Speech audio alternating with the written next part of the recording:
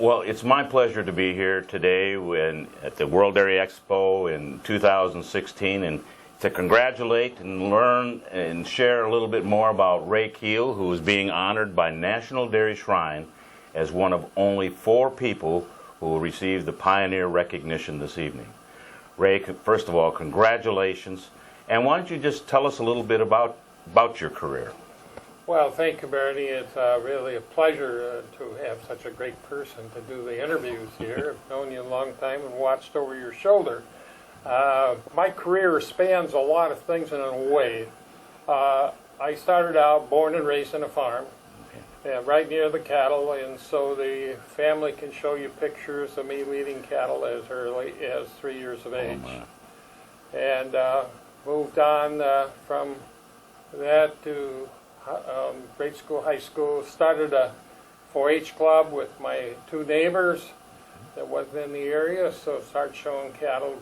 By time probably it was like about officially 12 in 4-H.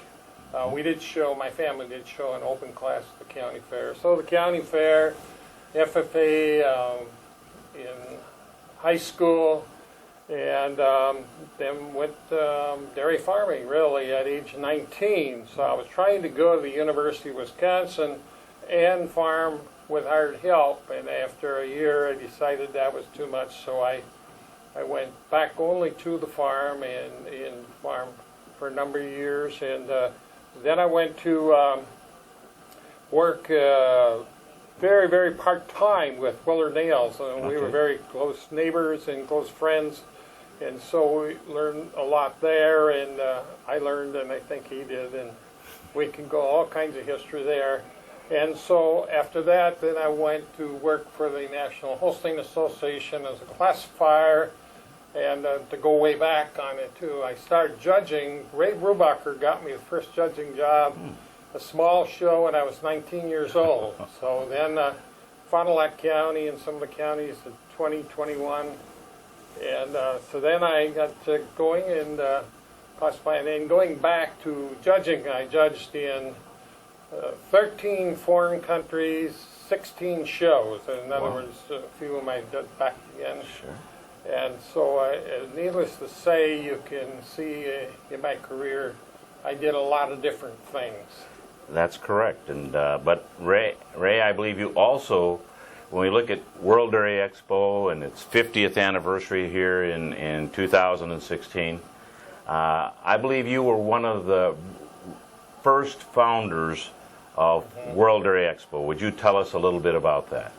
Yes, there are 5 of us. Unfortunately, my other good friends, who were certainly the leaders in it, have passed away. So I'm the only living one in the 50 years.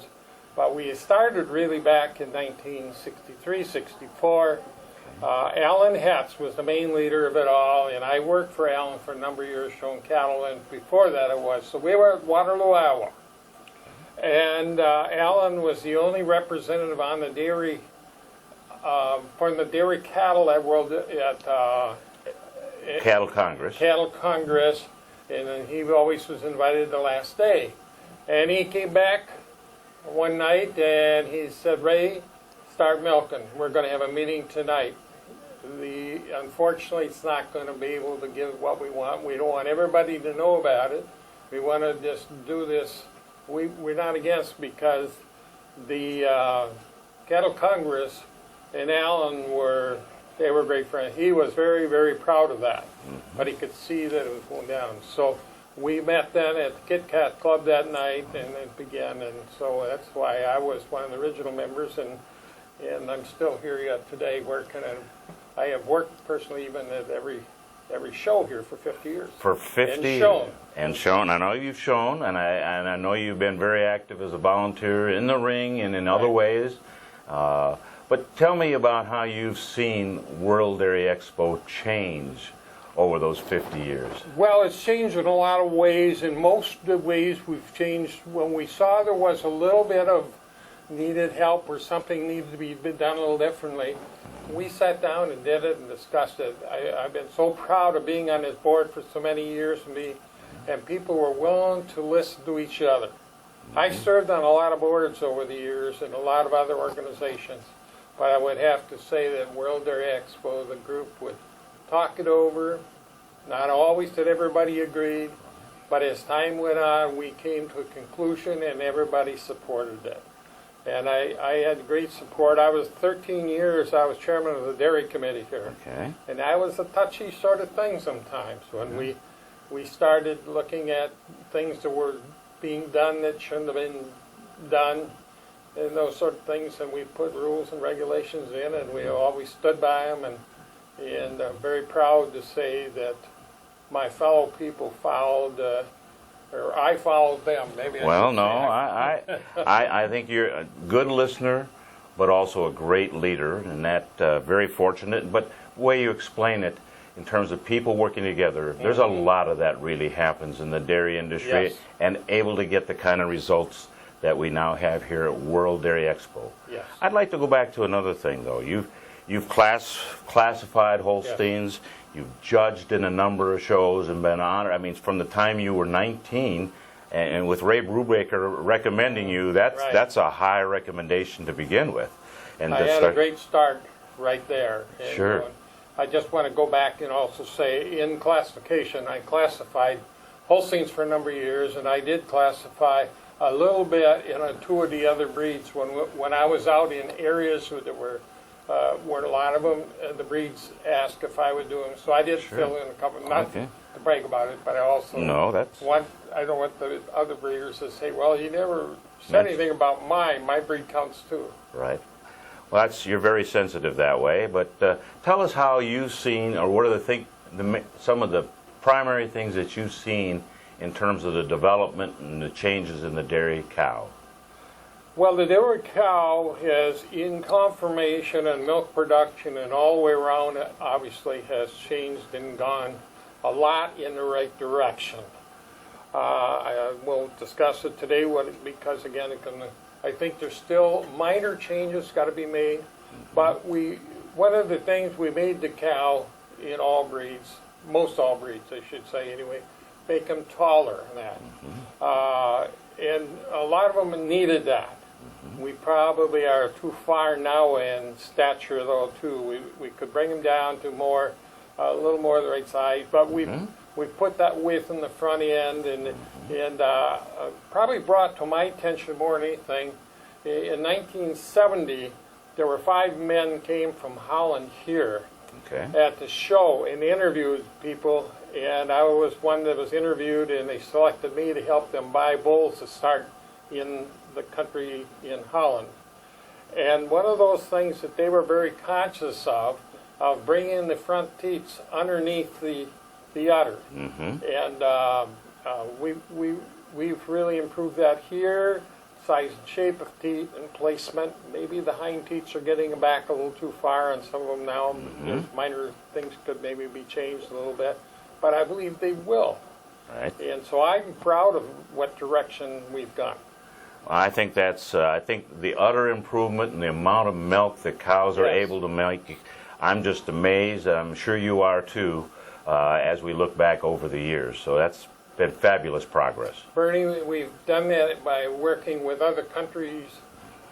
We've improved that same thing. We've improved the milk production and the easiness getting it out of it, and just it's so nice to go to those countries and see what our genetics did, what they put together, and it's the good of all, good of everybody in the dairy business. Well, you should be very proud of having helped them select those first bulls and that they brought from the United States and took to Holland. Yes. And that has just exploded in international, in Europe, and across the world. And no wonder you're being honored as a pioneer because of all the things you've done and the volunteer work. Are there some special people that were mentors or friends that brought you along? I mean, you've mentioned a few of them already, but are there others you'd like to include? Well, I mentioned the Allen Hets in that group, and those are people that I worked together with way back and on after, and people, there's so many people, and I have to mention Morris Mix. Okay. Morris Mix, the head of the classification. When he called me and and asked me, he said, we're expanding the classification program, and he said, I just really, really would like to have you come on our staff. And I said, Morris, I'd be glad to sit down and visit with you. And he and I did not know each other at that time at all. Okay. So with Mr. Mix's follow-up comments were, I talked to two people that I believe a lot in. And that is two people that had recommendations to Morris Mix were Richard Keene from New York State, and he judged the first World Dairy Expo here, and Pete Blodgett. Okay. Those two people, when they classified an area, when they classified my own herd and that, I would hurry up and get my work done, and then I would go and follow them during the days some I could over the years. Mm-hmm. So they knew me, both of them, well, and they would. And so Mr. Mix said, they have highly recommended you. I want you to really consider it. So that's a man there that, and Zane Akins. Zane Akins was the field man here in Wisconsin. And got to know him right away when he got here and worked in the area. And they had a sale up north that they started an area-wide sale. It's still going today. And Zane recommended to them that they get me to do the selection for it. So I started working with Zane, and then I worked with Zane at Holstein when he was the top man out there, and I did work with him in on the young sires. And so there's two people that I really always looked up to and always will in my mind. Well, you've had a distinguished career. You've had the opportunity to do a number of things, Yes. and you've been a great volunteer, but also a great ambassador for the dairy industry and helping people throughout the world. And I want to congratulate you again Thank you. on Thank you. receiving the Pioneer recognition by National Dairy Shrine. Thank you very much.